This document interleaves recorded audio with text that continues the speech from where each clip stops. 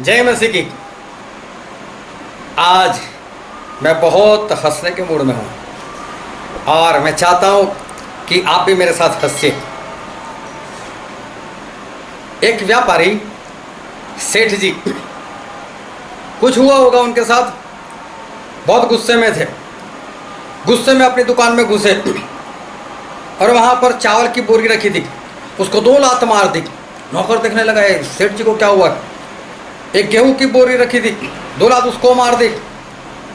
तेल का डिब्बा था, 2 लात उसको मार दी।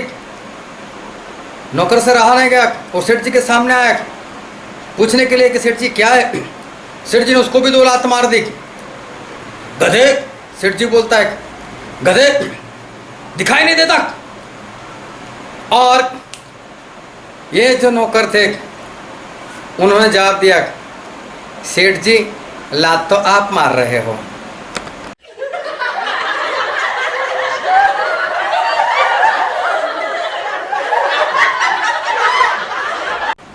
सेठ जी खुद गधे ठहरे। अभी देखो मत्ती में ऐसा लिखा है, मत्ती 7 और 1 और 2 पद, वहाँ पर ऐसा लिखा, दोष मत लगाओ कि तुम पर भी दोष ना लगाया जाए, क्योंकि जिस प्रकार तुम दोष लगाते हो उसी प्रकार तुम पर भी दोष लगाया जाएगा, और जिस नाप से तुम नापते हो उसी से तुम्हारे लिए भी नापा जाएगा। कितना सच परमेश्वर का वचन है। दोष ना लगाओ। सेठ जी ने दोष लगाया, उनके ऊपर दोष लग गया। जिस तरह से उन्होंने नापा, नाप कर उनको भी दिया गया, तो किसी के ऊपर दोष ना लगाओ। एक बार किसी छोटे शहर में एक इंसान अकेला था, गले में सोने की चेन पहनी थी, दिखने से अमीर इंसान दिख रहा था। वो कहीं से गुजर रहा था, इतने में सामने से एक और इंसान आया। उसने उसको रोक लिया, उसको बोला, भाई साहब आप पिछले चौक से आए तो वहाँ चौक में आपने पुलिस को देखा? ये भाई साहब बोलते हैं नहीं, चौक में तो कोई पुलिस नहीं थी। तो बोले, इधर जो बाजार है वो बाजार में आपने पुलिस को देखा? तो बोले नहीं, मैंने वहीं पर भी, वहाँ पर भी पुलिस को नहीं देखा। तो बोले, जो पिछली गली आप छोड़ कर आए, क्या वहाँ पर आपने पुलिस को देखा? वो भाई साहब बोलते, सज्जन बोलते नहीं। बोले, अपने आसपास कहीं पुलिस को देखा? तो बोले नहीं देखा। तुरंत उसे चाकू निकाला, चल चेन निकाल, चल पर्स निकाल, और उसे लूट लिया।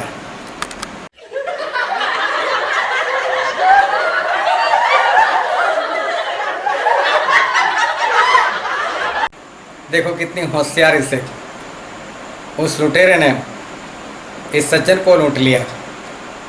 लेकिन हम विश्वास के लिए परमेश्वर का वचन है, और हम बाइबल में पढ़ते हैं भजन संहिता उसका 34वां अध्याय और उसका 7वां पद। वहाँ पर ऐसा लिखा है, यहोवा के डरवैयों के चारों ओर उसका दूत छावनी किए हुए उनको बचाता है।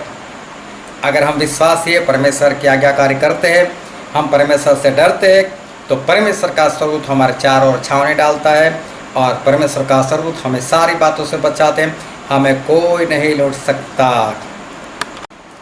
एक बार एक पति बेचारा गरीब भी था, पैसे भी नहीं थे ज़्यादा, और एक बार काम से घर पर जा रहा था।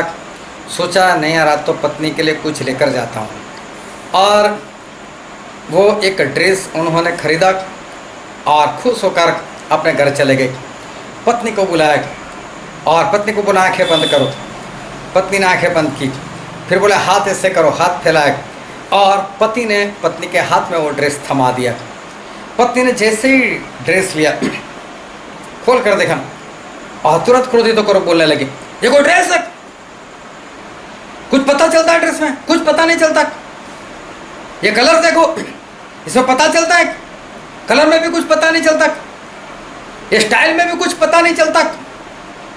और पति भी क्रोधित हो गया, और पति बोला, मुझे सब पता चलता है, तेरी जात का पता नहीं चलता।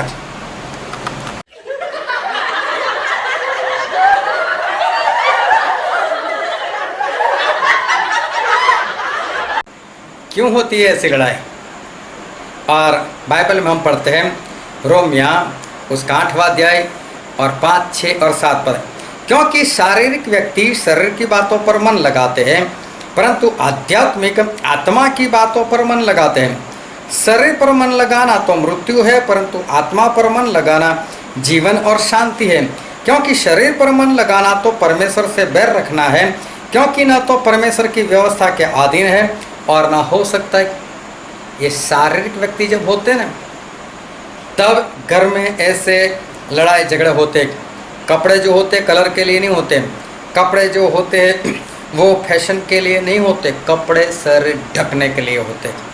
कपड़े इसलिए बनाए कि हमें हमारा शरीर जो है ढकना है। अगर आपके घर में ऐसे लड़ाई झगड़े हो रहे हैं, अगर उसको मिटाना चाहते हो तो आत्मिक बनो, शारीरिक नहीं। एक स्त्री अपने मोहल्ले में बाहर से आ रही थी और अपनी पड़ोसन से मिली और जोरों से बोलने लगी, क्या कितना कलयुग आ चुका है, कलयुग आ चुका है। पड़ोसन बोलते, हुआ क्या तेरे साथ? अरे बोले, पास वाले शहर में गई थी तो बोले सब्जी वाले ने 10 रुपए की नकली नोट थमा दी। बोले कलयुग आ चुका है, कलयुग आ चुका है।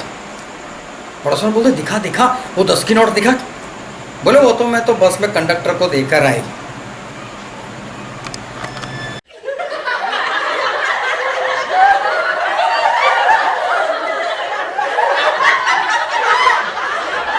लोग भी देखो कैसे होते हैं। बाइबल में ऐसा लिखा है, हम पढ़ते मत्ती उसका 7वां अध्याय 3, 4 और 5 पद। तू क्यों अपने भाई की आँख के तिनके को देखता है और अपनी आँख का लट्ठा तुझे नहीं सूझता? और जब तेरी आँख में लट्ठा है तो तू अपने भाई से क्यों कह सकता है कि ला मैं तेरी आँख से तिनका निकाल दूँ? हे कपटी, पहले अपनी आँख में से लट्ठा निकाले, तब तू अपने भाई की आँख का तिनका भली भांति देख कर निकाल सकेगा। परमेश्वर बोलते हैं कि तेरी आँख में तो लट्ठा है और तेरे भाई की आँख में तिनका है। ये औरत दूसरे की आँख में देख रही कि नकली नोट दे दी, लेकिन खुद का नहीं देखती कि मैंने भी तो आगे दे दी। तो खुद का देखो, दूसरों का नहीं। एक पति था, पूरा निकम्मा, कामकाज ही नहीं करता था। उसकी पत्नी ने उसको डांटा, बोले कुछ नौकरी करो, कुछ कारोबार करो, देखो महंगाई कितनी है। और वो सामने से क्रोधित होकर बोला, चुप कर, वरना मैं खुदकुशी कर लूँगा। पत्नी डर गई, बोले इतनी सी बात में ये तो खुदकुशी कर लेगा तो मेरा क्या होगा। 3 साल तक पत्नी ने मजदूरी की और 3 साल मजदूरी करने के बाद, पति को खिलाने के बाद, उसने एक बार फिर उसको डांट दिया। बोले देखो महंगाई कितनी है, कुछ नौकरी कर लो, कुछ कारोबार कर लो। पति फिर बोलता है ऊंचे आवाज में, चुप हो जा वरना खुदकुशी कर लूँगा। अभी ये भी उससे बात आ गई थी। 3 साल तक तो मजदूरी कर कर खिला रही थी, वो तो कुछ कर ही नहीं रहा था। बोले जा मर जा तू भी। और वो तो सच में बड़ा फंदा लिया, रस्सी ली और दूसरे कमरे में चला गया, अंदर से दरवाज़ा बंद कर दिया। पत्नी डर गई, अरे खोलो खोलो खोलो, मैं खिलाऊंगी मैं खिलाऊंगी, कोई बात नहीं। लेकिन खोल नहीं रहा है। आसपास में ऐसे लोगों को बुला लिया, अरे जल्दी आओ मेरा पति मर रहा है। सभी ने आकर जोरों से लाते मारकर दरवाज़ा तोड़ दिया। जब दरवाज़ा तोड़ दिया तो सामने देखते क्या है, ये भाई साहब उस रस्सी का झूला बनाकर बिंदास से वो तो झूला खा रहे। अरे बोलते तू क्या कर रहा है? मरना था तो गले में रस्सी डालता ना। तो बोले मैंने गले में ही डाली थी, लेकिन बोले सांस रुकने लगे, घबराहट होने लगी, तो मैंने निकाल कर यहाँ मेरे बाजू में उसको लगा दिया।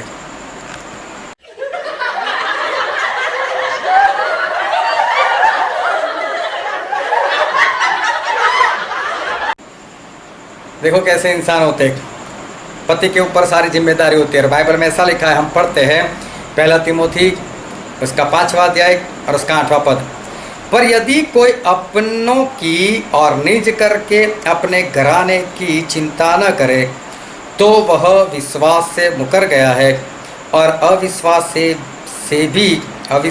से भी बुरा बन गया। परमेश्वर ऐसा कहते हैं, जो पुरुष अपने घर का गुजारा नहीं करता ना, वो तो अविश्वासी से भी बुरा है। ऐसे इंसान तो ना ही हो, वो ही अच्छा है कि परमेश्वर कहते हैं। एक इंसान को सर्दी हो गई, जुकाम हो गया और वो चला गया दवाई की दुकान पर। और दवाई की दुकान पर जाकर वो कहने लगा कि सर्दी की, जुकाम की कोई दवा हो तो दे दो। अभी वहीं पर पास में एक शराबी बैठा हुआ था और बोतल से शराब पी रहा था। उसने इस पैसे को बोले, "ए भाई इधर आ, इधर आ, मेरे पास दवाई है।" बोले, "क्या है?" बोले, "ये शराब पी ले, बोले तेरी सर्दी चली जाएगी।" बोले, "पक्की चली जाएगी?" बोले, "हाँ।" "अरे गारंटी है?" बोले, "पक्की गारंटी कि मेरी सर्दी चली जाएगी?" बोले, "मेरी 100 बीघा जमीन थी, वो चली गई तो तेरी ये सर्दी क्या चीज़ है, वो भी भाग जाएगी।"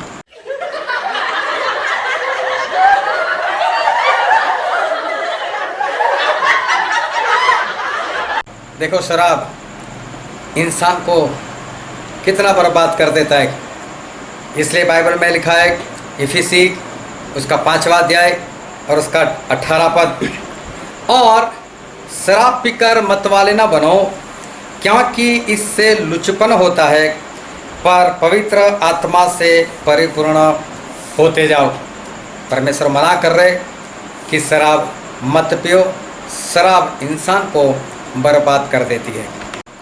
एक बार एक इंसान को किसी जगह पर खाने पर बुलाया गया था। वो भाई साहब वहाँ खाने के लिए बैठे तो चिकन बनाया था, नॉनवेज, जो लोगों की बहुत पसंदीदा है। अभी भाई साहब भी चिकन बहुत पसंद करते थे और उन लोगों ने साथ में शुद्ध घी का हलवा भी बनाया था। अभी भाई साहब चिकन खा रहे थे, उन्होंने कहा कि लोग ये हलवा भी शुद्ध घी का है, उससे खाओ। तो ये भाई साहब जो सोच रहे थे कि हलवा वैसे ही भारी होता है, थोड़ा सा खाकर पेट भर जाता है, पेट में भारीपन लगता है, और चिकन को पसंद था। बोला, हलवा तो हम खाते ही रहते हैं, वो क्या खाना। बोले, चिकन खाऊंगा।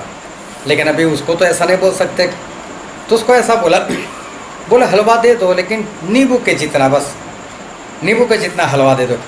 अभी वो भाई साहब ने भी नींबू के जितना हलवा दे दिया।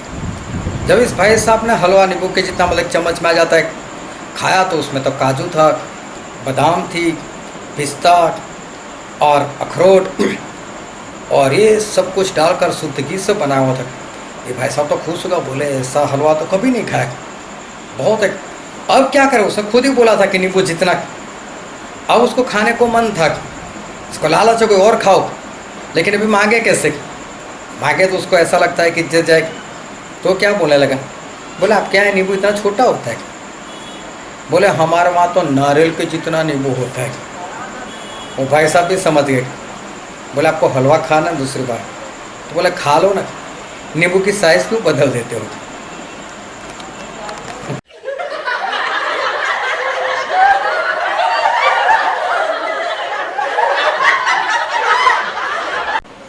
देखो लालच को बुरी बला बोलते हैं। लालच कैसी चीज़ है, झूठ तक बुलवा देती है। और बाइबल में ऐसा लिखा है, 1 तीमुथी उसका अध्याय 6 और उसका 10 पद, "क्योंकि पैसों का लोभ, लालच सब प्रकार की बुराइयों की जड़ है, जिसे प्राप्त करने का प्रयत्न करते हुए कितनों ने विश्वास से भटक कर अपने आप को नाना प्रकार के दुखों से छलनी बना लिया है।" यहाँ पर लिखा है कि जो लोभ है, लालच है, वो सारी बुराई, मतलब जितने भी पाप है उसकी जड़ वही है। फिर निर्गमन में ऐसा लिखा है, निर्गमन उसका 20वां अध्याय और उसका 17 पद, वहाँ पर भी परमेश्वर ऐसा कहते हैं, "तू किसी के घर का लालच न करना, न तो किसी की स्त्री का लालच करना, और न किसी के दास दासी या बैल गधे का, न किसी वस्तु का लालच करना।" कोई भी लालच मत करना, किसी भी वस्तु की लालच मत करना। इसको हलवा खाने की लालच आ गई तो देखो उसने झूठ भी बुलवा दिया। इसलिए परमेश्वर कहते हैं कि लालच मत करो। पति पत्नी एक गांव में रह रहे थे और एक बार उन दोनों के बीच में कुछ झगड़ा हो गया। झगड़ा बढ़ता गया और दोनों पति पत्नी जुदा हो गए। अभी पास वाले शहर में दोनों ने एक दूसरे के ऊपर कोर्ट में केस कर दिया और दोनों अब डिवोर्स लेना चाहते थे, एक दूसरे से जुदा होना चाहते थे। अभी गांव में 2 बस आती थी जो उस शहर में जाती थी। तो एक बस में वो पति चला जाता था और दूसरी बस में पत्नी चली जाती थी। तो दोनों अलग अलग बस में वहाँ कोर्ट में पहुँच जाते थे। अब एक बार ऐसा हुआ, एक ही बस आई, तो पति भी उसी में बैठ गया, पत्नी भी उसी में बैठ गई। पति आगे था, कंडक्टर पहले पति के पास पहुंचा, तो पति ने 2 टिकट ले लिए। बोले कभी तो मेरे साथ थी, आज भी मेरे साथ है, चाहे मेरे साथ नहीं बैठी, कोई बात नहीं, टिकट निकाल लेता हूँ। अरे टिकट निकाल दी। अभी कंडक्टर टिकट लेते लेते जब पत्नी के पास पहुंचा, तो पत्नी ने बोला मुझे टिकट दे दो। बोले नहीं, आपकी तो टिकट ली हुई है। बोले किसने? उसने इशारा कर दिया, और पत्नी जो है उसके दिल में ये बात लग गई, और वो उठकर अपने पति के पास बैठ गई। बस से उतर गए। कोर्ट में जाने से पहले दोनों ने बातें की, और दोनों ने एक दूसरे के साथ मेल मिलाप कर दिया, और डिवोर्स जो है उन्होंने लेना छोड़ दिया। देखो, पति और पत्नी दोनों ने एक दूसरे के साथ मेल मिलाप कर दिया। हम भी परमेश्वर से जुदा है, परमेश्वर से जुदा हो गए थे, पाप में फंसे हुए थे, शैतान में डूबे हुए थे। लेकिन परमेश्वर का वचन आज हमेशा कहता है, 2 कुरिन्थी उसका 5वां अध्याय और 18, 19 और 20 पद, और सब बातें परमेश्वर की ओर से हैं, जिसने मसीह के द्वारा अपने साथ हमारा मेल मिलाप कर लिया और मेल मिलाप की सेवा हमें सौंप दी है। परमेश्वर के दास कहते हैं कि परमेश्वर ने हमें मेल मिलाप की सेवा दी है, हमें परमेश्वर के साथ मेल मिलाप करना चाहिए। और आगे लिखा है, अर्थात परमेश्वर ने मसीह में होकर अपने साथ संसार का मेल मिलाप कर लिया और उनके अपराधों का दोष उन पर नहीं लगाया, और उसने मेल मिलाप का वचन हमें सौंप दिया। फिर भी से पद में लिखा है, सो हम मसीह के राजदूत हैं, मानो परमेश्वर हमारे द्वारा समझाता है। हम मसीह की ओर से निवेदन करते हैं कि परमेश्वर के साथ मेल मिलाप कर लो। आप भी परमेश्वर से जुदा ना रहो, लेकिन परमेश्वर से मेल मिलाप कर लो, और दुनिया में भी सभी के साथ मेल मिलाप से रहो। बड़ी गर्मी के दिनों में एक अंकल जी थे। वो क्या करते थे, गर्मी से आज़ाद होने के लिए दोपहर में वो क्या करते थे, अपने बिजली का बिल बचाने के लिए और टाइम पास करने के लिए वो क्या करते थे कि बड़ी सी दुकान में वो चले जाते थे, जो बड़ी हो, जिसमें एसी लगा हो, ऐसी दुकान में चले जाते थे। अभी ये अंकल क्या करते थे कि एक बार चले गए कपड़े की दुकान में, बड़ी दुकान, और अगर बड़ी दुकान में अगर आप जाओ तो लोग हमारा आदर सत्कार करते, चाय वगैरह पिलाते। तो ये अंकल भी वहाँ पर गए, चाय भी पी, फिर एसी की ठंडी हवा लेते रहे, और फिर उन्होंने कपड़े देखना शुरू किया, ये दिखाओ, वो दिखाओ, वो दिखाओ, वो दिखाओ, ये नहीं, वो नहीं, ऐसा चाहिए, वैसा चाहिए। और बहुत कुछ करने के बाद 2-2.5 घंटे निकालने के बाद उन्होंने एक कपड़ा पसंद किया। फिर बोले कि इसका रेट क्या है, और उन्होंने बोला कि ये 1500 रुपये मीटर है। बोले तो बहुत महंगा है। बोले 1500 तो मैं नहीं दूंगा। बोले कितने दोगे? बोले 200 रुपये में देना है। अभी 200 रुपये में वो कौन सा देने वाला है? तो बोले फिर मुझे नहीं चाहिए। वहाँ से निकल गया, लेकिन दोपहर के 3 घंटे एसी में निकाल लिए और मुफ्त की चाय भी पी ली। दूसरे दिन वो अंकल जो है दूसरी दुकान में घुस गए, और दूसरी दुकान में घुस गए, और समझो कि वहाँ पर गए, और दूसरी दुकान में जाकर भी समझो कि जूते की दुकान थी, उसमें गए, और वहाँ पर भी चाय पी। वहाँ पर भी ऐसे 2.5-3 घंटे निकाल दिए, कभी ये जूता, कभी वो जूता, ये दिखाओ, वो दिखाओ, वो दिखाओ, और फिर आखिर में एक जूता पसंद किया। बोले इसका रेट? बोले 2000। बोले 2000 तो आप महंगा दे रहे हो। बोले फिर कितना दोगे? बोले 200 में देना है। अब 200 में कौन देगा? और बोले फिर ठीक है, नहीं चाहिए। टाइम पास कर लिया, एसी की ठंडी हवा भी ले ली। अभी हर रोज अंकल ऐसा करते थे। वहाँ पर एक रेडियो की दुकान थी, उसके मालिक ने उसको देख लिया कि हर रोज ऐसा करता है।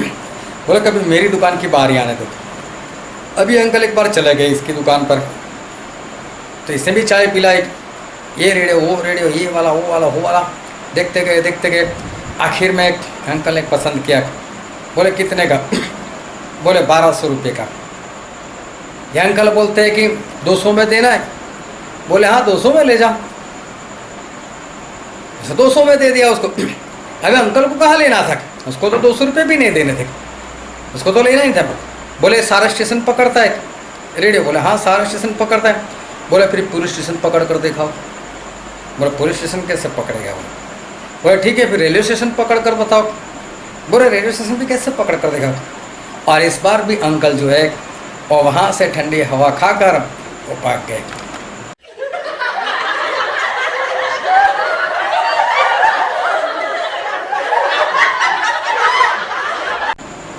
कई लोग चर्च में ऐसे टाइम पास करते थे, बस जाना बैठना निकल जाना, जाना बैठना निकल जाना। और ऐसे लोगों को परमेश्वर का वचन क्या कहता है? हम पढ़ते इब्रानिया उसका 5वां अध्याय और उसका 12वां पद, समय के विचार से तो तुम्हें गुरु हो जाना चाहिए था, तो भी क्या यह आवश्यक है कि कोई तुम्हें परमेश्वर के वचनों की आदि शिक्षा फिर से सिखाए? और ऐसे हो गए हो कि तुम्हें अन्न के बदले अब तक दूध ही पिलाया जाए। देखो कई लोग ऐसे बोले अब तक तो तुम्हें गुरु हो जाना चाहिए था, मतलब कि सिखाने वाला हो जाना चाहिए था। अभी तो आप वैसे के वैसे ही पढ़ो। वह चर्च में जाते थे और टाइम पास करते थे इस अंकल की तरह, बस दिखावा करते थे कि हम चर्च में आए, लेकिन कुछ भी नहीं था उनके अंदर। एक शराबी अपने घर में अलमारी जो थी उसको साफ कर रहा था। उसने ऐसे अलमारी में हाथ डाला, शराब की बोतल निकली, पूरी की पूरी खाली। उसने शराब की बोतल को ऐसे देखा और क्रोधित होकर उससे कहा, बोले तेरे लिए मेरी बीवी चली गई। जोरों से उसने बोतल को फोड़ दिया, डाल दिया नीचे। फिर हाथ डाला, फिर एक बोतल निकाली, फिर खाली बोतल, और फिर उसको देखकर बोलता है, देख तेरे लिए मेरी जमीन चली गई। उसको भी ऐसे ही क्रोधित होकर उसको भी फोड़ दिया, उसको भी फेंक दिया। फिर उसने एक बार फिर हाथ डाला, एक बार फिर एक खाली बोतल, और बोलता है क्रोधित होकर, तेरे लिए मेरी कार चली गई। और फिर उसने उसको भी फोड़ दिया। एक बार फिर उसने हाथ डाला और फिर उसने उसको बाहर खींच कर निकाला, एक बोतल और आ गई। और बोले तेरे लिए मेरा बैंक बैलेंस चला गया, उसको भी फोड़ दिया। फिर उसने हाथ डाला और फिर हाथ डालकर उसने फिर एक बोतल निकाली, लेकिन इस बार भरी हुई बोतल थी। और उसको देखकर मुस्कुराने लगा। उसका क्रोध गायब हो गया। बोले तेरा कोई कसूर नहीं है, आ गले लग जा।